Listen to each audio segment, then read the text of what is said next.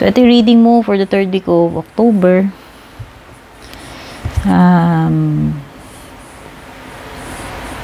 15 to 21. Pero, in case na late mo na ito mapanood, kahit lagpas na ng October 15 to 21, valid pa rin ito, no? So, as long as nakaka-resonate po kayo.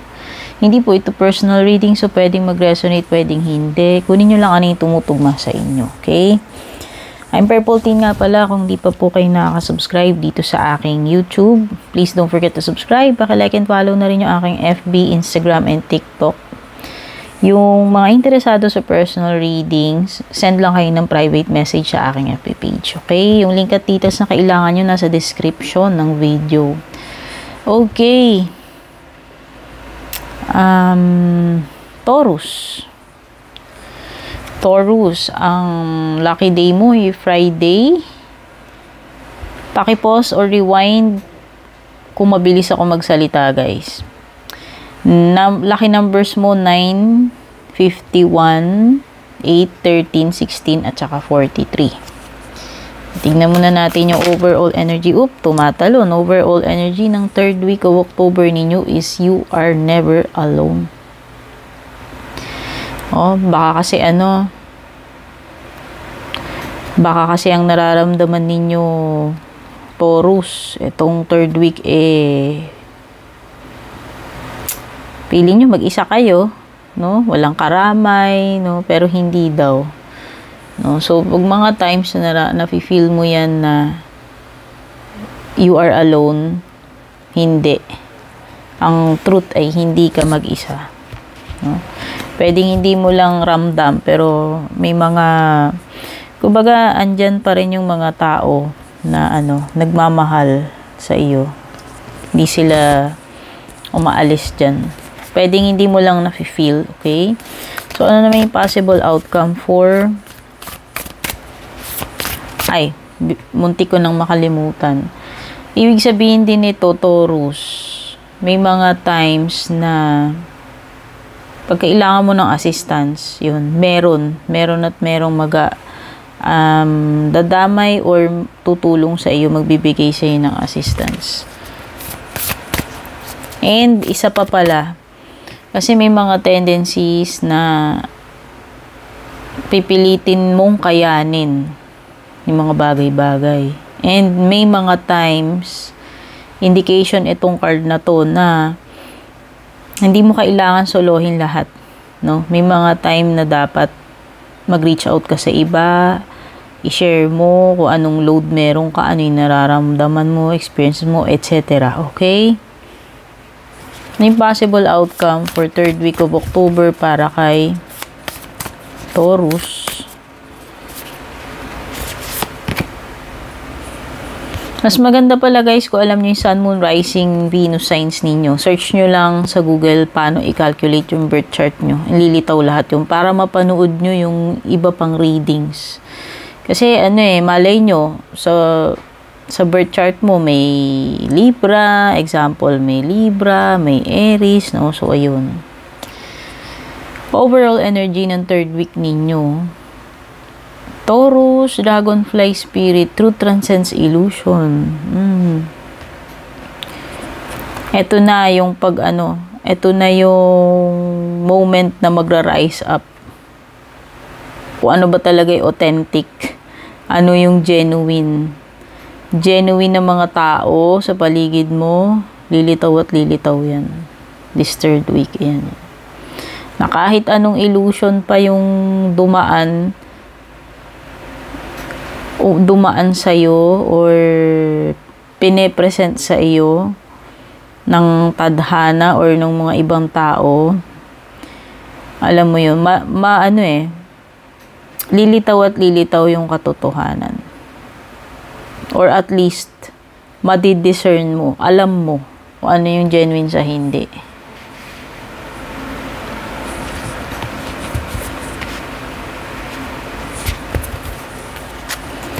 Okay, ano pa yung ibang energies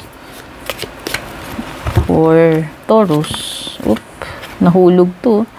increase your efforts if you want to achieve goals. So, baka kulang pa, Taurus.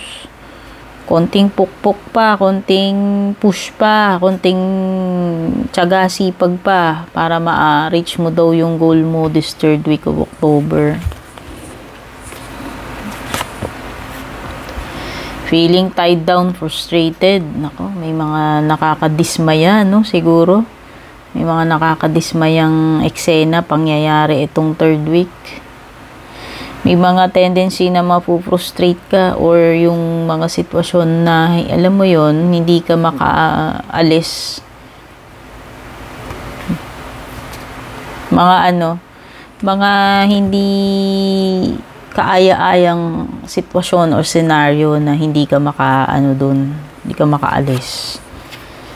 Woman, dealings or relationship with a younger woman daw, o may makaka-deal ka na ba? Hindi ewan ko, basta younger sa iyo. Someone you know is undependable and insincere. Ay, baka ito yung younger woman, no? Inassume ko lang. Meron daw dito, kakilala mo or sino man ito, paano siya related sa'yo, whether relative or hindi. Hindi siya maaasahan bukod doon, no? Hindi siya honest or sincere sa'yo. Kadismaya nga naman yun, no? Baka siya yun, yung nakakadismaya. So, ano pa?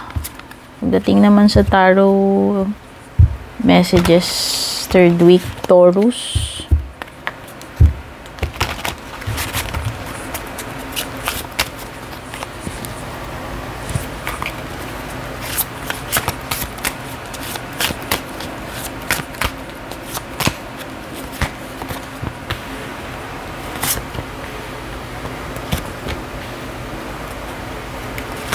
May water sign energy dito, Taurus. Pwede may makaka-deal ka na ganyan.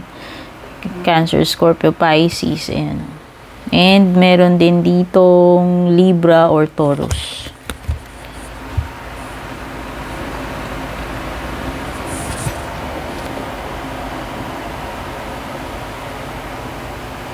Wow, ang ganda. Pagdating sa relationships mo, ganda ng energy. You have the 10 of Cups. This is pagiging, happy, kumpleto, fulfilled. Actually, pwedeng wish come true ito for your family or loved ones.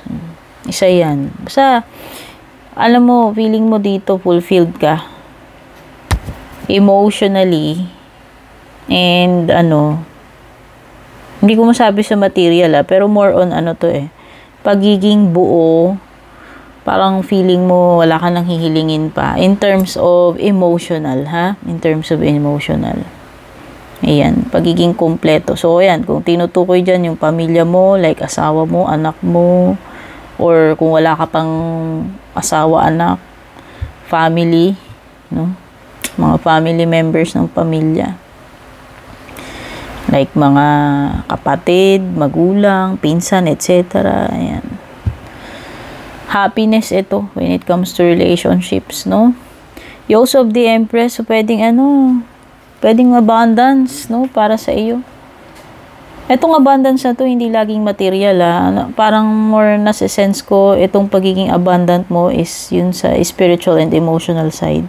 Pero oo, pwedeng possibility rin ito na you have more than enough, no? Nag-uumapaw. Kung ano man itong nag-uumapaw para sa iyo. Itong 3rd week, Taurus. I'm sure in my place in the world. Okay, so ito ang feeling ko dito is emotional security again. This is,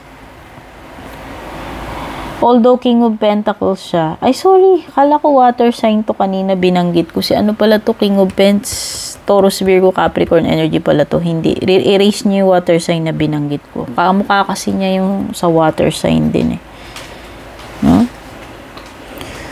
Pagiging secured. One. O yan. So, hindi lang ito pagiging kompleto, wish fulfillment, pagdating sa relationship, pagiging secured din. No? Ganon, kumbaga ganon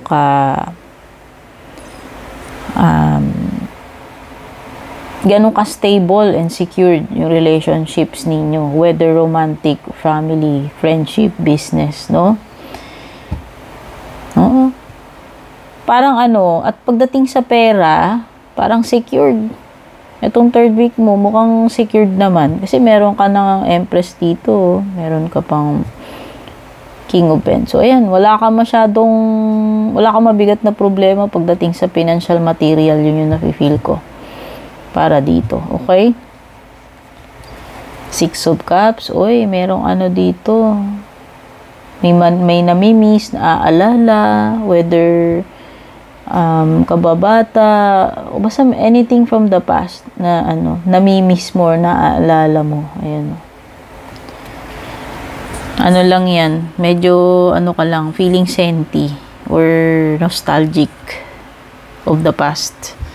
So, tingnan naman natin, pagdating sa relationships, kajowaan, love life, Taurus, third week. Unsatisfied. Nako, meron ditong anong meron? Hindi happy, hindi mapakali, hindi kontento dito sa connection, hindi komportable. Ay, nako, parang to malabo itong energy nitong Okay. So, hindi masaya ikaw kung ikaw to tinutukoy niyan, Taurus.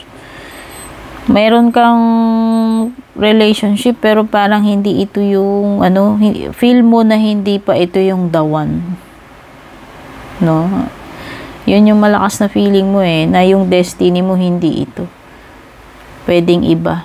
At yun yung nagkukos ng dissatisfaction sa'yo, whether may iba pang factors. Pero, hindi ka totally happy with this relationship. At ayan, nagkakaroon ka na ng confusion, indecisiveness. No?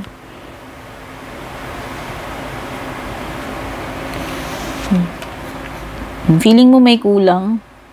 May neglect dito Siguro isa yan sa reason ba't di ka rin happy and contented is because hindi namimit nung person yung expectations mo. Pwedeng may mga kakulangan din siya. Ayan, feeling mo neglected ka. Okay? So, tingnan na natin yung closing message or advice para sa inyo, Taurus.